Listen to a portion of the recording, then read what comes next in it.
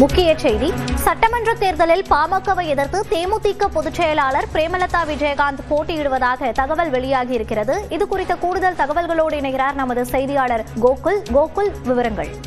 திமுக கூட்டணியில தேமுதிகவிற்கு 10 இடங்கள் வழங்கப்பட்டிருக்கக்கூடிய நிலையில விருத்தாசலம் அல்லது ரிஷிவந்தியம் தொகுதி தேமுதிகவிற்கு ஒதுக்கப்பட இருக்கிறது. இந்த 2 தொகுதியில ஏதாவது ஒரு தொகுதியில நேரடியாக பிரேமலதா விஜயகாந்தே போட்டியிடுவார் என்ற தகவலும் இருக்கிறது.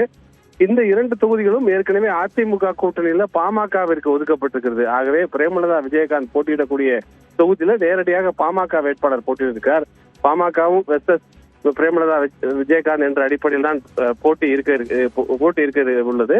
இந்த நிலையில் தான் தற்பொழுது தேமுதிகவோடு திமுக தொகுதி பங்கீட்டு பேச்சுவார்த்தையும் நடைபெற்று வருகிறது. இன்றைய தினம் தொகுதி இறுதி செய்யப்பட்டு நாளைய தினம் தேமுதிகவுடைய வேட்பாளர் அறிவிக்க இருக்காங்க.